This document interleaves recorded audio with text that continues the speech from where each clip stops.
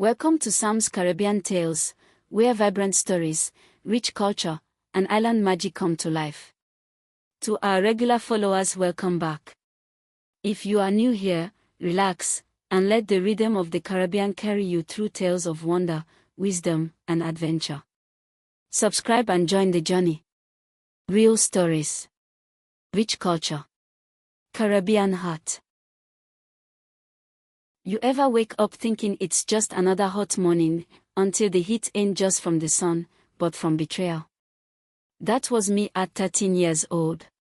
Standing by the mango tree in Soufriere, St. Lucia, barefoot, suitcase in hand, lips dry and heart drier. My auntie Rosalind was watching me like she was throwing out garbage, not family. "You too bright for this place, Amora," she said, tossing me a wrinkled envelope with a plane ticket. "Go live with that cousin in Brooklyn. Maybe she could make something of ya." Nobody asked me what I wanted. My mother gone 2 years now. Daddy drowned in rum and regrets. And my only crime? Getting A's when my cousin Siobhan was barely scraping by. They said I was making them look bad.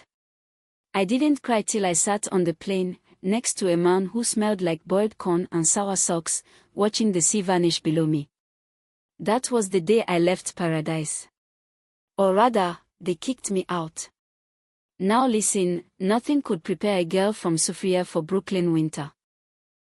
I got off that plane with my little suitcase and one jacket too thin to cover a sneeze.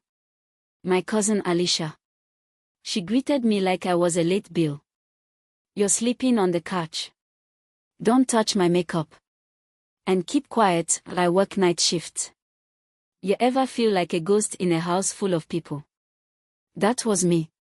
School was brutal. I sounded funny, they said.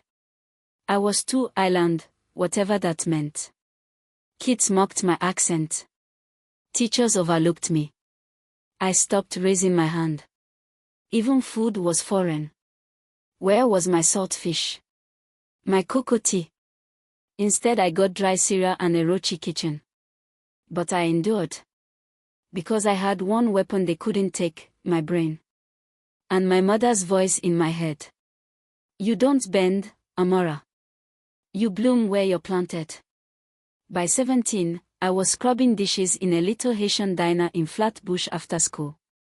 The steam burned, my hands cracked, but that kitchen became my classroom. The owner, Mr. Danton, watched me. One day, he said, "Amora, your head too good for here. Apply for scholarships.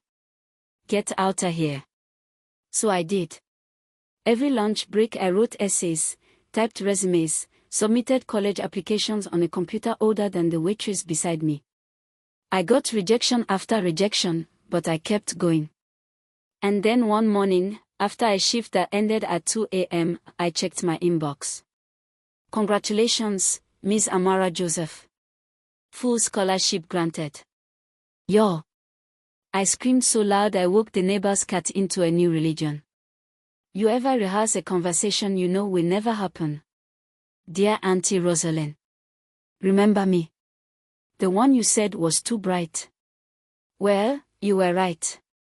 But you were wrong to dim me. I didn't send it. Not then. I saved it. I folded that letter into the lining of my suitcase like a prayer. College was another beast, but I had claws now. I graduated top of my class in journalism. I started writing about migration, identity, the diaspora. And people listened. My accent. It was now my signature. My roots. Now my badge. People started asking me to speak. Universities. Podcasts. Caribbean summits. Even the UN invited me to talk about girls like me, girls who get removed, discarded, sent away like shame. But I wasn't bitter. I was becoming. 10 years after they packed me off like bad fruit, I bought a return ticket to St. Lucia. First class. No wrinkled envelope. No one sending me, I chose to come. I wore a yellow dress and a head wrap that screamed royalty. And when I stepped off that plane, honey, the island didn't recognize me. But they would. They tried to exile me from my roots, but roots grow deep. No matter where you plant a strong seed, it rises. The world will try to forget you, but your rise will remind them who you are. Thank you for watching. If you enjoyed this, don't forget to like, subscribe, and share it with someone who believes in second chances. More Caribbean love stories coming soon. Real stories. Rich culture. Caribbean heart.